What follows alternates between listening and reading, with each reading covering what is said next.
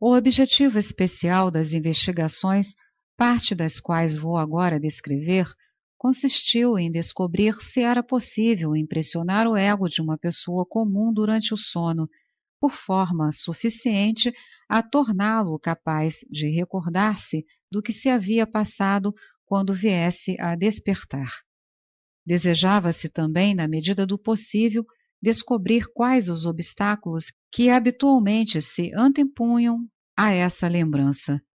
A primeira experiência tentada recaiu em um homem médio, de pouca instrução e de aspecto exterior rude, um tipo de pastor australiano, cujo invólucro astral, que se via flutuando por cima do corpo, apresentava-se externamente como pouco mais que uma nuvem imprecisa e vaga. A consciência do corpo sobre a cama mostrava-se confusa e carregada no tocante às partes densa e etérica da estrutura. A primeira, a parte densa, respondia até certo ponto aos estímulos de fora. Por exemplo, ao cair de 2 ou 3 gotas de água, fazia o cérebro evocar, embora com alguma demora, a cena de fortes bátegas de chuva.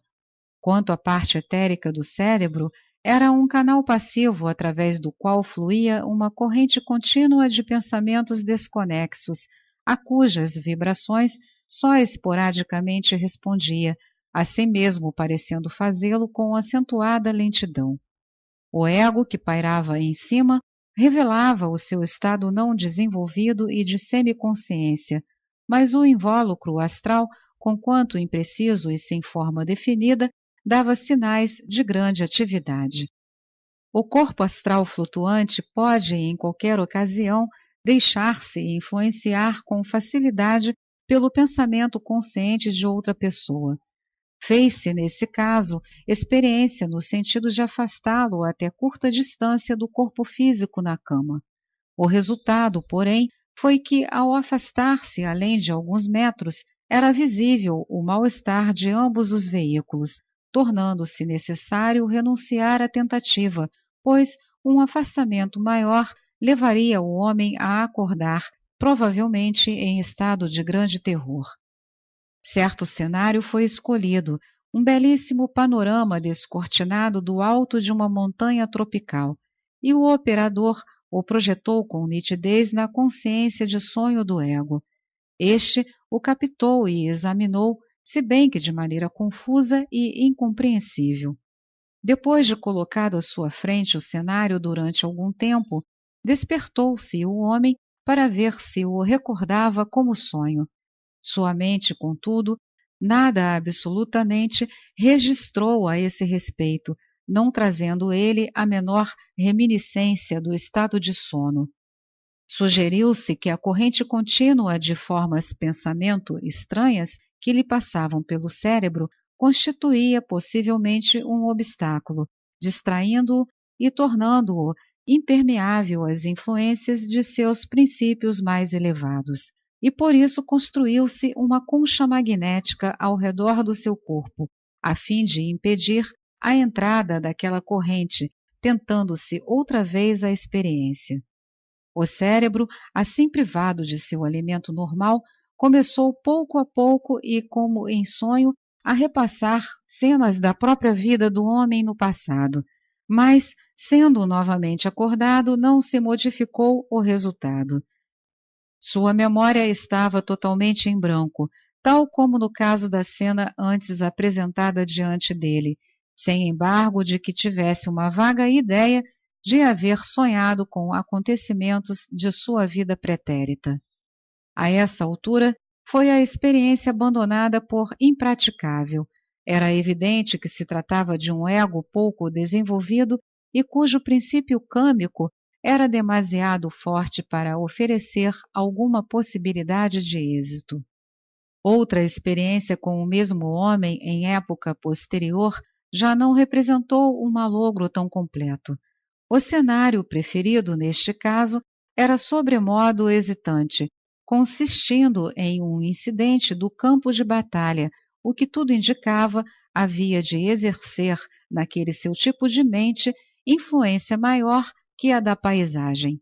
Aqui, o ego não desenvolvido do homem mostrou um interesse que excedeu o do outro cenário, mas, quando o homem acordou, a memória estava ausente, e tudo quanto restou não passava de uma vaga impressão de que ele estivera combatendo, onde e por que já o tinha esquecido inteiramente. A experiência seguinte foi com uma pessoa de tipo bem superior, homem de bom procedimento moral, inteligente e culto, com muitas ideias filantrópicas e elevadas aspirações. Em seu caso, o corpo denso respondeu instantaneamente à prova da água numa extraordinária cena de enorme temporal, o que, por seu turno, repercutiu sobre a parte etérica do cérebro, despertando, por associação de ideias, uma série de cenas vividamente representadas. Quando semelhante perturbação cessou, a corrente habitual de pensamentos começou a desfilar. Observou-se, porém, que provocava no cérebro uma reação em escala muito maior, cujas vibrações eram igualmente muito mais fortes, iniciando-se em cada caso uma sequência de associações, que não raro desviavam a corrente estranha durante considerável espaço de tempo. O veículo astral apresentava contornos mais definidos em sua formação ovoide, e a matéria astral mais densa do interior era uma perfeita reprodução do corpo físico. E quando os desejos se mostravam menos ativos, o próprio ego assumia um grau muito mais elevado de consciência. O mesmo corpo astral, nesta experiência, podia afastar-se até a distância de várias milhas do corpo físico, sem aparentemente ocasionar a mais leve perturbação em nenhum deles. Quando a paisagem tropical foi submetida ao ego, imediatamente este lhe deu a mais prazenteira atenção, admirando e contemplando suas belezas com todo o entusiasmo. Passado o êxtase no fim de algumas horas, foi o homem despertado. Mas o resultado se revelou algo desapontador. Sabia que tivera um sonho magnífico, mas foi incapaz de recordar-lhe as minúcias, e os poucos e fugazes fragmentos que sua mente reteve eram simples remanescentes de divagações do próprio cérebro. Repetiu-se mais tarde a experiência com o mesmo homem, e também com o primeiro, dispondo-se uma concha magnética em torno do corpo, e neste caso, como no outro, o cérebro principiou logo a elaborar cenas próprias.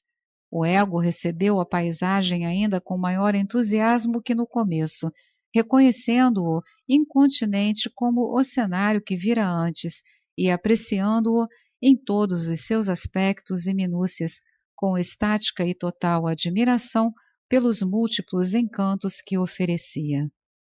Mas, enquanto ele ficava assim absorto na contemplação, aqui o cérebro etérico se entretinha em rememorar passagens de sua vida escolar, sobressaindo-se a que teve como palco um dia de inverno, quando o solo se cobriu de neve e ele e numerosos colegas atiravam bolas de neve uns sobre os outros no pátio da escola. Depois que o homem acordou como de costume, o efeito foi extremamente curioso.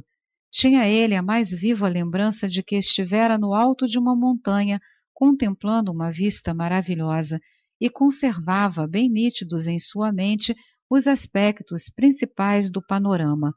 Mas, em vez de exuberante verdura tropical que conferia à riqueza a verdadeira perspectiva, vira ele as terras circundantes envoltas num manto de neve. E lhe pareceu que, enquanto estava sorvendo com profundo deleite as belezas do panorama que se descortinava à sua frente, subitamente se viu, por uma dessas bruscas transições tão frequentes nos sonhos, jogando bolas de neve juntamente com antigos e esquecidos companheiros de infância, no velho pátio da escola em que deixara de pensar havia tanto tempo. Esta é mais uma edição do canal Livros Falados Voz Humana. Que o bem, o bom e o belo se multipliquem em benefício das criaturas.